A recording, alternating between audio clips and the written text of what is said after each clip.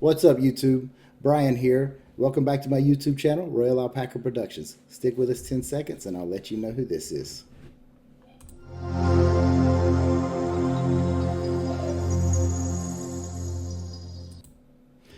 All right. If you live in the Pacific Northwest and you have alpacas, maybe not even the Pacific Northwest, anywhere in the country, and you've had alpacas for any amount of time, you probably know Dr. Pat Long with Camelid Healthcare Services. Dr. Long is out of Corvallis, Oregon. He's been practicing Camelid Healthcare for 35 years and has been my veterinarian since I got alpacas, even before I got alpacas. I met Dr. Long at a neonatal seminar probably 2 or 3 months after I bought my first alpaca, and I couldn't have been happier. I asked Dr. Long to come today and speak about nutrition because I've been watching a lot of the Facebook channels and groups, and almost every day I see somebody ask, how much hay do I feed my animal? Or how much grain do I need to feed? Or is Timothy hay okay? Or I'm feeding alfalfa pellets, or do I need to soak my beet pulp? All these questions, and I see a variety of answers to them. Some of them I agree with, some of them I wonder where those answers came from. So I asked Dr. Long to come and talk to us today and give us all an introduction to nutrition for our animals. So Dr. Long, go ahead and tell us about yourself. So, this isn't a new question. Way back when in the late 80s, that was a question we all had too when llamas became popular and then alpacas. What do we feed our animals? And back then there wasn't really very much knowledge, very much research that had been done. There's quite a bit that's been done now. And so I sort of went back to basics and said, okay, these animals have evolved from eating forages, and that should be the primary thing they eat. So my early recommendations were, let's feed a good quality forage. Whatever the forage doesn't have in, then we may need to supplement that with a pellet or a supplement of some sort. And to this point, I haven't found the ideal hay yet that meets all the requirements. But the basis is to have a forage analysis done, so you know what's in your forages, and then find the right supplement to add to that to make sure we meet all their needs. I guess nutrition is really critical, because if we have animals that are in a good nutritional stage, then we have a lot less problems. Several years ago, I was asked to do a talk on how to raise alpacas and llamas, and I came up with kind of 4 things.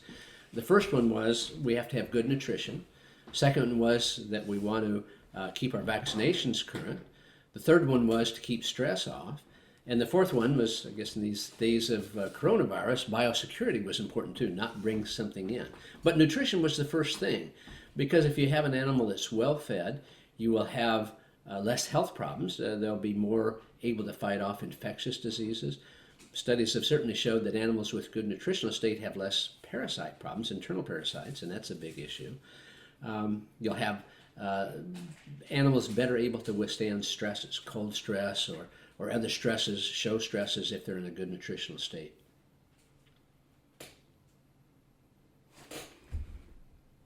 All right.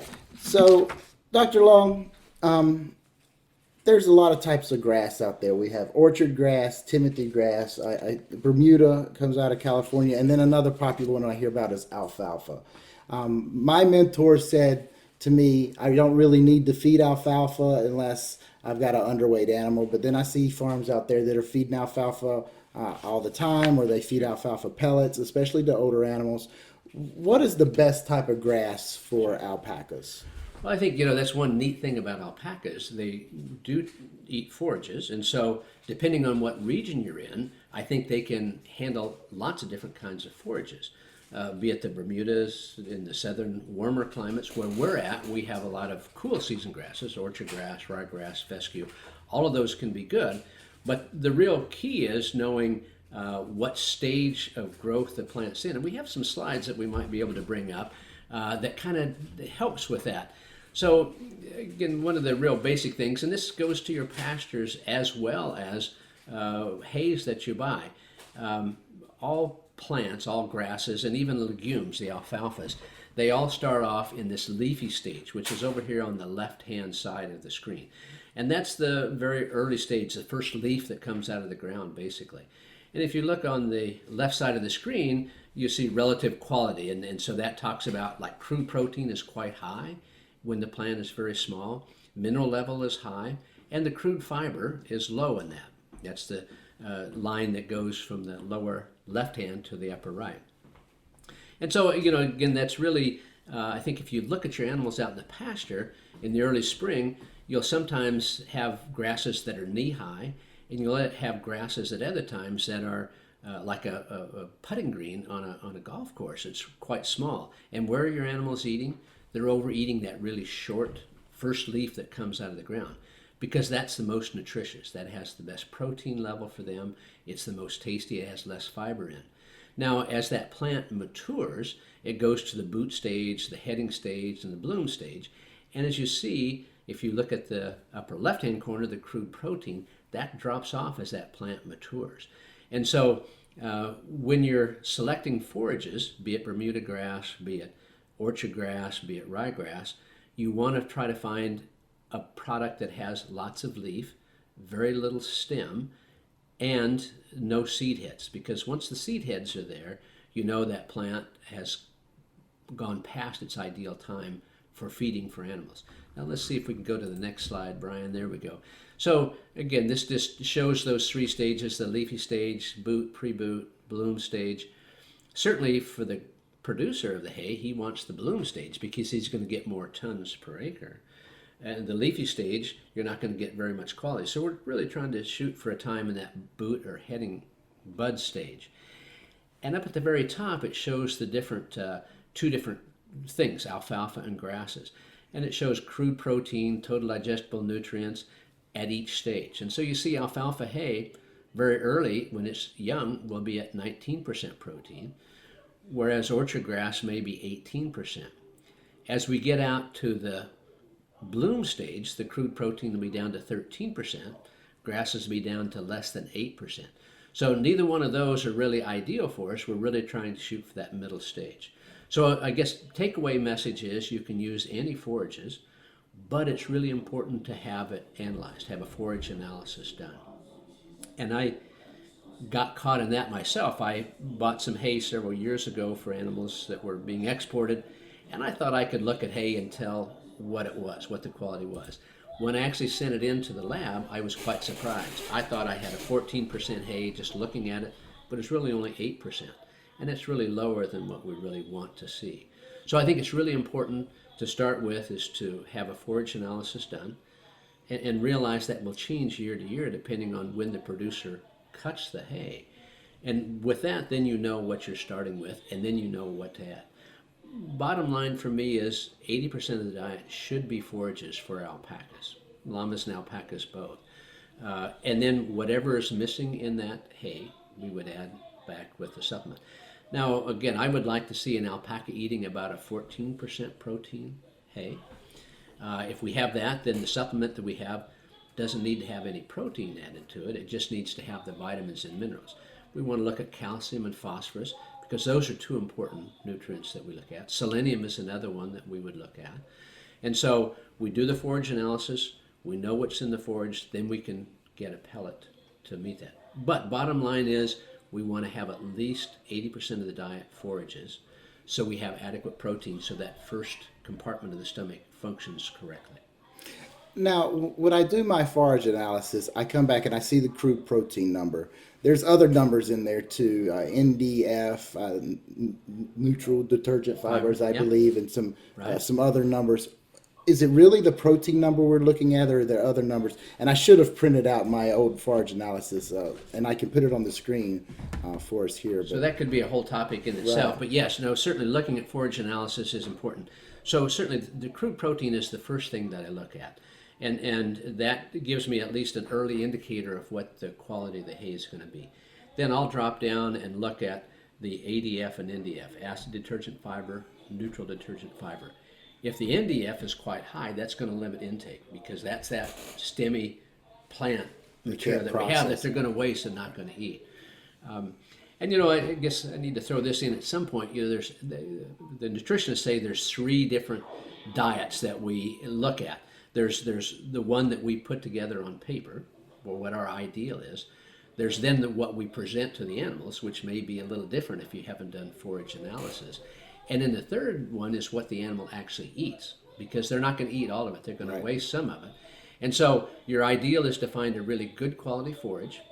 And I always say buy a year's supply. We can talk about, you mentioned earlier, how much do they eat, how much should I feed them? We know the studies show that the animals will eat about 2% of their body weight per day. So a 150-pound alpaca will eat about 3 pounds of dry matter per day. Most of that should be, so 2.5, 3 pounds of hay presented to the animal. Whatever's not in that hay, then we would add our supplement to that. But back to the forage analysis, that may be another whole topic, because yes, we certainly want to look at crude protein, and there's going to be an as-fed and a dry matter basis. So I always try to look at things on a dry matter basis, so we're comparing apples to apples. Yeah. And so, yeah, crude fiber, ADF, NDF. I'll also look at TDN, total digestible nutrients. We want to see that about 40 to 50%. Okay. And so you said you want to supplement your grain or supplement your hay because there is the perfect hay. We haven't found a perfect hay out there, right? You're looking for about 14%. So if my hay is at 14%, let's say, how much grain do I need to feed, or do I need to feed it all? So I would say, this is my personal belief, that yes, you should have some supplement to the animals, primarily for the vitamins and minerals. Now, if you look at orchard grass hay, that'll be pretty low in calcium and phosphorus, 0.2 to 0.3%, where I'd really like to see 0.5 in the total diet. And that may be another thing at some point we can bring up a slide of what the ideal diet would be. Now, the other thing we haven't even talked about yet is really the nutritional needs of the animal. We're just talking feeding alpacas. Certainly you would feed a gelding male that's a fiber producer in your farm that's 7, 8 years old, different than a lactating female. So the lactating females certainly need to be fed more than a maintenance animal. And so the young animals, the 6 months to yearlings, growing animals, and your lactating and late-term pregnant females are the highest need animals. Is there a difference between supplementing with, say, I use Missouri Grow and Repo primarily because I'm a breeding farm. Most of my females are in either pregnant or they're nursing. So 80% of my animals are your Grow and Repo. So I just feed that to everyone in just in varying amounts. Yeah.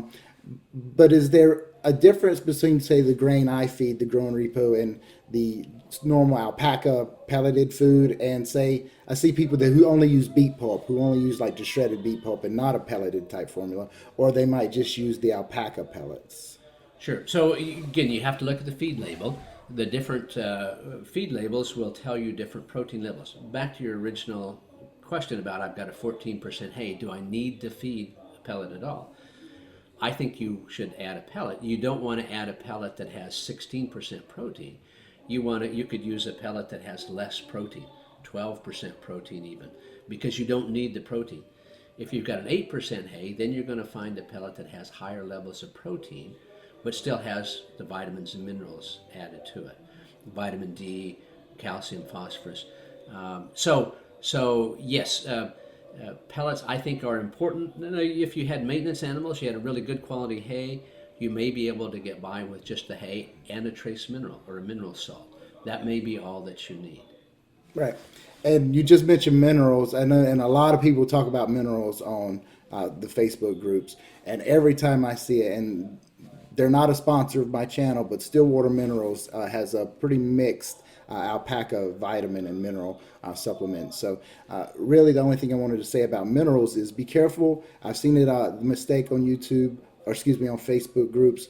Trace minerals are not the same thing as your alpaca vitamins and minerals. So if you're using trace minerals, Dr. Long, you do want to have that phosphorus and calcium in there. Correct. As well. So those trace minerals do not have that phosphorus and calcium. Yeah, there's minerals and then there's trace minerals. There's a mineral mix, and Stillwater is certainly a good product. There's no question about that. But if you go to the feed store, you'll find trace minerals.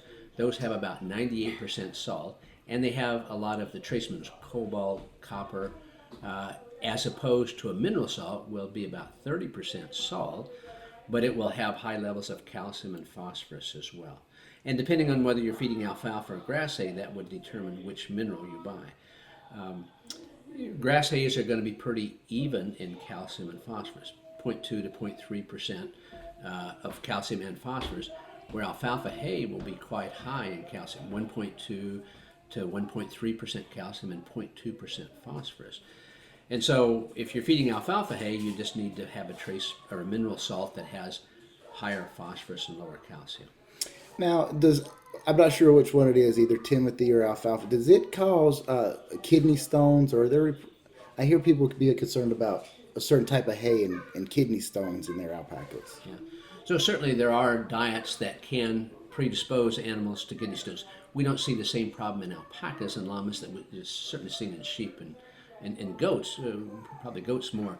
But generally speaking, high grain diets are associated with stones. High calcium, depending on what part of the country you're in, can predispose to that.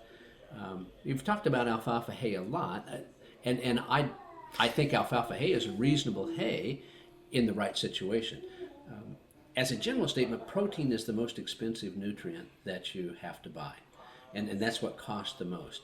And so alfalfa hay is high in protein, and most animals don't need that. But certainly for thin animals, underweight animals, I like protein as a supplement. Okay. And you were just speaking about how your geldings don't need as much protein as say your females, or even near as much as your breeding females. What about the cria? What should we look for in our cria needs, besides just maybe the mother's milk, or is that it? So that's always a interesting question, and I always find there's less or fewer yes and no answers in a world of grays. There's very few black and white, and of course a smart person always answers the question, it depends. And so I'm going to answer this question, it depends. I have a lot of clients who tell me their crias never look at anything except mom's milk until they're 6 months of age. Other people, the crias are starting to nibble at alfalfa early on. So the crias are born as sort of a monogastric, much like we are, and it's not until about 2 months that their stomach actually converts over to the 3-compartment stomach. And so in the first 2 months of life, they're only going to be able to use milk or milk-based proteins as opposed to forages. They're not going to be able to really utilize grasses or hays at all. But studies have shown, and Dr. Van Son is very good at this, it's the research showing that high starches actually help create the movement from the monogastric to the 3-compartment stomach. And so I think it's good to have a creep feed or green grass available for those young crias that are starting at about 2 months of age, so that those crias start eating and convert over and are able to utilize forages better. But by the same token, I have lots of clients tell me that their animals, their crias, don't show interest in anything but mom's milk for the first 6 months of life. And I think that really depends on mom's milk production. If mom's producing lots of milk, the alpaca cria is gaining 1/4 to 1/2 pound a day, probably don't need to supplement anything. But if they're not gaining at that rate, then I think it's wise to have a creep feed available for them. Things that I like are products like calf manna, or Animax makes a product. These are quite high in protein, 22%. They have a lot of soy and plant proteins as opposed to forage proteins in them. Okay. And really, the last thing I want to ask about forages is I see Chafee. Chafee is a brand name for chaffed alfalfa that they ferment in the pack. And it's you might be familiar with it, Sure. But on the packages it says it ranges from 9 to 20%. I actually bought a little package in there. I'll go ahead and insert a picture of it here. But I'm going to actually send that in for a test and see what my little sample package is at. But when I looked at it, it's a little bit expensive. I kind of read it as it's a replacement for pasture if you don't really have pasture. I don't really know if that's true or not. But do you have any thoughts on chaff hay, the fermented alfalfa? Sure. So, and I come from a farm background where I look at economics. And so to me, we want to feed our animals correctly, but there's no reason to overfeed or overspend monies for. And I certainly recommend Chafee a lot for certain classes of animals. But Chafee is, again, just as you've said, it's chopped hay, chopped alfalfa, depending on what product they have, and they actually add probiotics to that and some molasses, I think, to help increase palatability. I use that a lot for animals that are older, that have a harder time chewing and grinding up the feed, because it is in short stems. It's not quite the long stem hay. So that's certainly a good product that I recommend for thin animals, underweight animals. You could use it if you didn't have any pasture, but I think it's a more expensive way to feed your animal if they don't have any other concurrent medical problems. Grass hays, alfalfa hays are going to be less expensive than that, but it's certainly a very good product. Okay. And the last thing, and in us pre-talking, you're like, this might be the least thing I know about is the water. I don't really think, I never thought about water, but a lot of people on the channels, they bring up water. Sometimes they say the water might neutralize, certain minerals in the water might neutralize minerals in the, that they're, supplementing their animals with. I don't know if that's really true or not, but do we really need to test our water, or do we assume that our standard well water is going to be good for our alpacas? That's a tough question, water has not been an issue that I've dealt with very much in the past, so my knowledge is going to be a little bit limited in this area. As a general statement, I think if you're drinking the water and you're not having issues with it, I would feel pretty comfortable with that. Certainly there are parts of the area, and actually parts near us here, that have high arsenic in them, and I know that, and so certainly it's not even safe for people to drink that. But I'm not aware of any major issues. Nitrates could be an issue if your well is contaminated. And so I certainly think, even from a standpoint of your own health, it would be reasonable to have your water tested periodically for nitrates, contaminants. But I'm not aware of any major issues with water. Okay. I don't have any more questions. I think I've hit on basically everything I've read that I've known about nutrition, and what I've kind of gleaned from the Facebook groups is a lot of the questions that are out there. Is there anything that you would like to kind of say about nutrition to wrap up? No, For again, any new alpaca owners that may be out there? Again, I think that nutrition is really your basics, and I wished I would have paid more attention in college when I was in school on nutrition, because I really, as said at the beginning, if we get our nutrition right, that covers up a multitude of problems. And an extension veterinarian told me one time, the old saying in the cattle industry is that any fool can raise cattle if he has good pasture. And so I think that could carry over to alpacas as well. So pasture, I think, is great because it allows the animals to pick and choose different things. Obviously, that doesn't work for everybody. Different parts of the country don't have access to that. But if you really pay attention, get your forages analyzed, know what your forages are, know what kind of category of animals you're feeding, whether it's the pregnant animals or maintenance animals, and then body condition score your animals. We can design the best diet on paper, but the proof's in the pudding. You have to do body condition scoring. So learn how to body condition score, lots of references for that. That may be a topic down the road for us. But certainly knowing what the animal's body condition, is it too thin, is it too fat, that's the proof of the pudding for diets. All right. Well, Dr. Long, thank you for coming. I'm so excited to have you here to do this. Y'all be sure to like, subscribe, give us a thumbs up. Let Dr. Long know you want to hear more. Comment below. Let us know if you got any questions. I promise I'll ask them. I can't promise he'll answer them all, but I hope to do some more of these. I hope you tune in next time. Thank you.